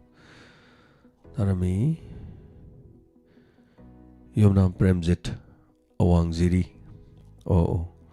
sar anai yaudi ko na tapire hoi thagachari premjit awang ziri khajiri aiba nambol da leibani na awang ziri oira mane na khale ziri aiba ziri se manipur ge somda ziri leibu ziri na ta Nambol da sujiri ani le hai tare khajiri awangjiri hai tare thank you so much nungai jari hai tai punsi ni adum anaba macha khara adum amuk sagona hida guli cha adum taro le jari hai tare ne adum yang thogol toroga sagi punsi gi lambi sida dum ka thoga le ri hai tare thank you so much thagachari aduga oza jainta thagachari wari tangka phuje takpirak pa khamba tuijam thagachari Sabir Maibam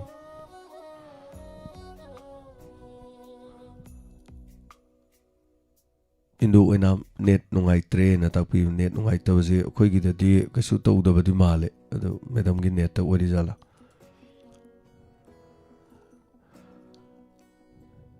thagachari oja laisram rada sigi uran bagi tangkak thamoi pena nungai jai ito gi khuningai do pelen ito na harau buda mayam so pamung da sum taram madagi harau mandra khongkho thangkale do dawri Madam Benodini, thank you so much thagachari from Yawiba thank you so much Penny ning thojam loiraga leirame na takpiri hoi khara theng taba ngai tumoraga thengna hogala taba ngai di kaino ngasi singa lammi jibo na hairani ima angobi sagol bandagi thagachari anana daga Santi Laishram. Thank you so much. Nishikanta Ketrimayum.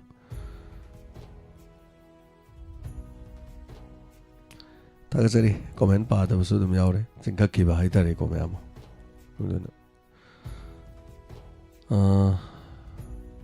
Hanagi episode amuka na tabada advertise yamna yaure na takpire. Advertise aina natti haitare moi company na tawrini YouTube na tawrini haitare khoi gi tangkak se tai na khangmani na moi ne advertise tawsan bi bako mayam so dum khangbiramani YouTube se yeng bada sum ta bado ada advertise sum lak badagi tan na dum phat na next na sat ki so dum yarum doine yam luris adu wari du sum taning bani na skip na mapa da second manga lerga skip number do hekta nambiro mayam ade khoi gi di milising contract khak ta baga mi lak ama tabaga chap manai haitare koise adana waje koin leiri ba YouTube na mai gi RPM CPM nam khok pi ba adana koise nongmada pung 10 ga 3 35 je live to bani na moina khoi CPM je khar chaung na thamme aduna mi yamna sumla yeng bani hai ka na moi gi advertise khoi da to hongna bo nei haitare aduna advertise to hu kan na khoi da siki makhai siki da mai changi haitare ayam seng mede khoi da changak po paisa ne hai tai hai khoi na adu lekhat pasu yai ba khoi da se advertise eti yengbam khang de advertise to holon hai bam yai adu khoi tau jade aduna thagachari yamna nungai jai hai tare oda jenda aingon de digital arrest 43400 yaw krabani khangjai hai okay hoi oza Takachari Hanana. Like Togzabagulo and Kakumsari. Thank you so much. We family members in Nuxiro. See the name Hing Tumdang Honezamna. Tabi Bagini Haitar. What are you, lady? Adam, I know Consenta Dringay. I know computer Pibungaming mid Uring a Haitarin. I don't know. Tankakti, some Nuxire, Puning Nuxi, Punsigi Tankako. I don't know, meet Mirakasalaki, the sum haitare ne a specters and wako judum to rainy na adum hona kining amba magai dine ko aribam radia pari thagachari tona fazakre wari sing se basantagi wari se makhangai jerin basante wari je khara lakini aduna tamina ki sedum thagachari tapirak paduga cs gita kamnam santi bala mem thoi laishram aribam radia pari thagachari Kamnam Antibla. Ngasi live to Yawiriba. Takachari. Thank you so much. Aduga. Romisa Kumuksam no follower. Mangasi de Uibiba. Aduga. Priya Darsini. Became a follower. Uibiba. Takachari. Sanayai. Sek became a follower. Uibiba Gidama. Takachari. Thank you so much. Adudi mayam. Say mata tosi. Say se migi thaya damni na. Aigi say wina dum thazarani. Say Zunukti some Tavani in a Tari Vatari Mayam Sigi Karamba say Tazi Nunga City Lila getting around Tagare No when a Tahalag in a city Natraga Waxing you lane towers No when a Tahalag Waxing you lane haying Torak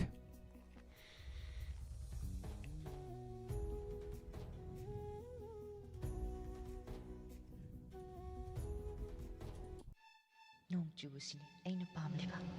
Hakjangasi, nong na pucho laga.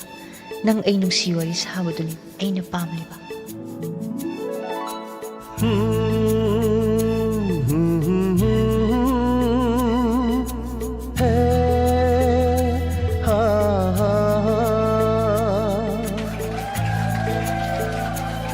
Hatuna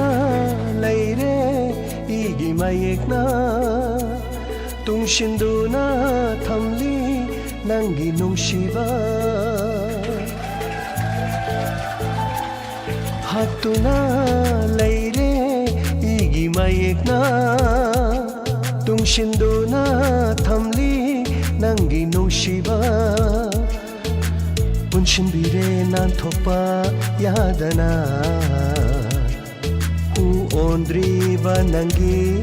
ꯅꯨꯡꯁꯤꯕꯅ ꯄꯨꯟꯁꯤꯟꯕꯤꯔꯦ ꯅꯥꯟꯊꯣꯛꯄ ꯌꯥꯗꯅ ꯍꯨ ꯑꯣꯟꯗ꯭ꯔꯤꯕ ꯅꯪꯒꯤ ꯅꯨꯡꯁꯤꯕꯅ ꯍꯛꯇꯨꯅ ꯂꯩꯔꯦ 이기 마예ꯛꯅ 뚱신두나 탐리 낭기 농시바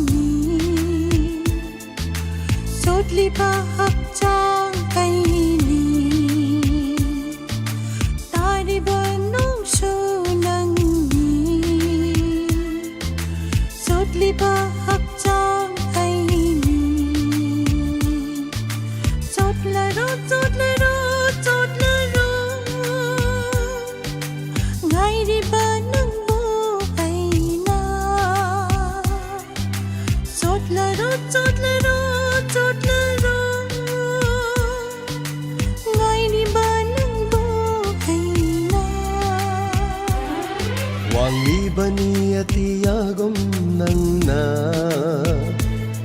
탱루바나 추라키 아이쇼 이샤우토기 타모이다 바로 나시디 이사우세 이샤우토기 타모이다 바로 나시디 이사우세 탱루바나 추라키 아이쇼 왕리바니 아티야곰 낭나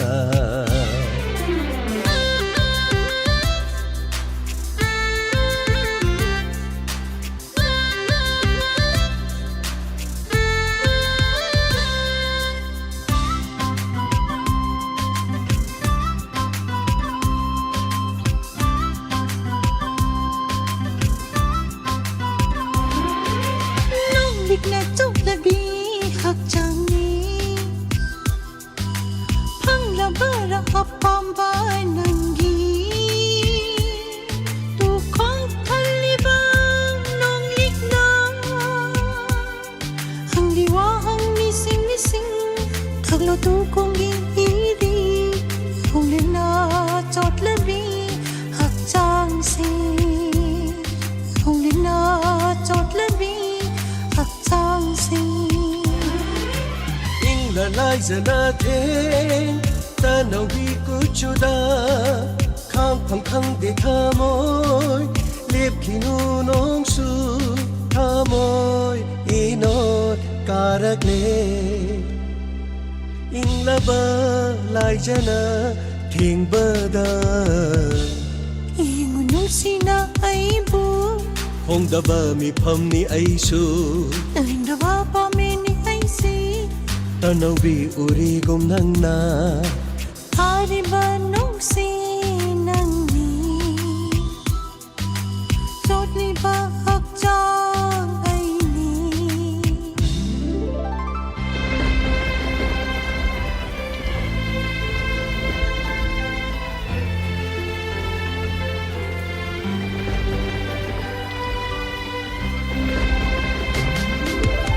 ito na naibiyo ko nusiba lang na mapukuding magtang kadok pinoaibo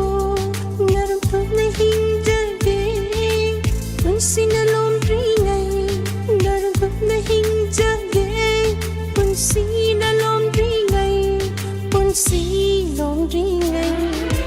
lep labani nangi mapong mapupuding shakraba wasati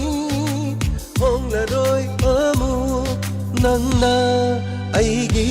ꯊꯋꯥꯏꯅꯤ ꯊꯥꯖꯕꯤꯌꯨ ꯅꯪꯅ ꯑꯩꯕꯨ ꯄꯥꯎꯈꯨꯝ ꯄꯤꯔꯒꯦ ꯋꯥꯍꯪ ꯀꯌꯥꯒꯤ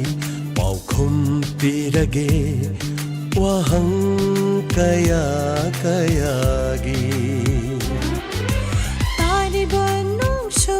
nangni Sotliba hakjang kaini Wangliba ni atiyagom nangna Tengluba na churaki aisho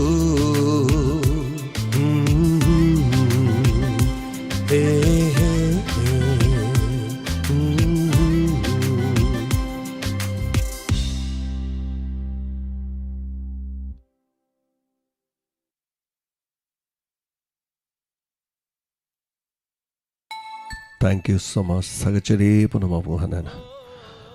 Nungaiba pau haigadra. Kari pau haidun. Sige tariba nung haiba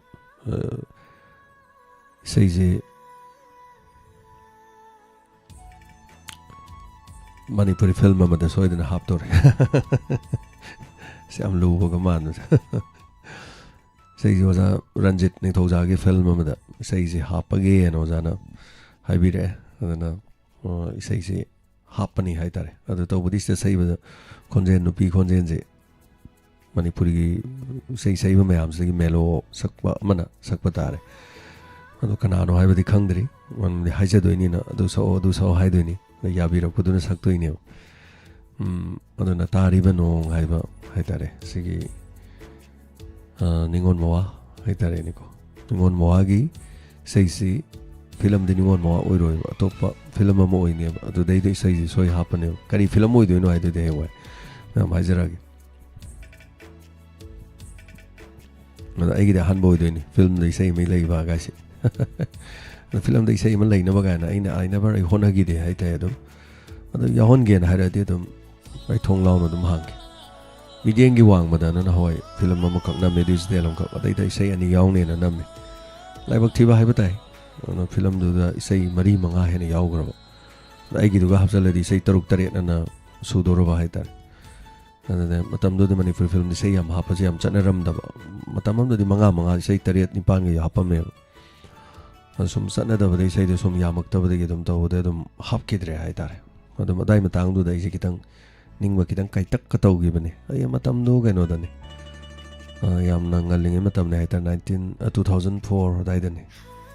ada ain khale na sahi matam dum lakchani da ijoi sei sakani na no dum lakchani ga na khan bai tare ada ai ge malai ba e wan mo jam tan bai tare number 1 ai yam haire yam phawre ba na te ai joi sei sakani ai sei tamai ni ai punchi di sei di music is my life ai di sei di hojaro pani ai punchi di ai radio da gi kari kara adum dei na te bai di horais sei dei ne bai di sa re ga ma pa de ni sa taro ga dum rias to ra hing hogol ga rias to wi kot bi hoji gi to gi dre ado matam lu gi hai tare ko to mai to ro hojaro pani bai punchi di ai khalle ba ai matam am soi lakhi ne na khalle hai tare ado mayam paisa pira ga sei sa on ai bi paisa pu thoi sei nam ge hai bi ado to bi khot bi sum ba na ai to su to de paisa su leite matam du da ngam ja de hai tare ada kana gomna soi hairakini ga khala lei jaw do sum hairakini ha sum hairakki do now sing yo oil lakini pong sing yo oil lakini ha ga oil lakki do du chama nei hai tai ulo hadak si do zaran jina hai bi re nei sei do na hanju ai oza thingna je hetare oza nu pa lo hong gi thingna ye da angi sei du lo shallo nei nga hai ra bani ne no za na hai re ada da tariba nung du to rasi adu ai laurage na hai re as fare oza ai nu pi ma sanjara ge duga ana du mai na hai ba hai tare da so na sini no ngai ba pau ji sini da khang de do amuk lau ne na hai ra mu hapak tra de mu ke dong ne dan hapak kan da hai ge na tham bane do ai chin khre yaw ne je ta hai du e losan ba je hai to khang de hap tra ai woi na film nam tare ne anyway inspector te ai gi oro film nam gen tawrai si kui re adu namde ya ponte namoy ya ponte hai tare mateng mi me am yaw re sin ko da ai yo hap tri ho ji ho ge namge na khalle madam nandini ki si so ina phajana nam thoke na khalle amna maming am laiba faw heroine nam ga namge ga na khanba ga su leyo record ni kaino punsi da dum thamau de ni punsi yo ina hai tare madau ta de ba kaso dai da du to ba da to ba du oi ba oi da ban later se nana pate gar jo dum film ko mi gen natra daiwan anyway thank you so much saga chari ya nam nungai re adna sigi pause ju mayam na sum tam gen na tam bane thank you so much pha bai pha ba mayam oi minner se ngasi di kharangal le mayam sum gan na nungai na tum biro khara hongdo hongjen to ba ya ba khara sum yengjarake adna stegi di yoksang numit mangani yoksang manung di inspector te adung gan gani aram di yoksang manung je lela chat kane lela chat pani na aina hana record to tho thamang gane adun gan na badum hona ni hai tare adu lela yam lai tabun mi thana hala kan da do mai soi dana dum nang na badum hona jagani me am gidama aduna taga chari phaba ya phaba imina si sokhat pa phaba mutam pon mutam ai pa po imina si arai leita ta thok ta sin tong na do khoi ma sen uksi chana na himina si rei pa ki da le mina si malai ba ki da himina si sadok chari ba thorom 90.0 megahertz la thok chari ba hong radio ki thorom radio channel se thorom lo shin jabe abu do logjari diamond tv gi di makhata na aduma english movie mathang la thok sakhi gani pono mabu comment section da comment pa hodra ga su adoma dom na ibirak pa loina pajare thank you so much pono mak samjin jaraga Himalay baki damo himina si rei baki damo lemina si Himalay bang na yai fari ngasi tek ta kai na thena gum hayang su thengna minas pono mabu khurum jani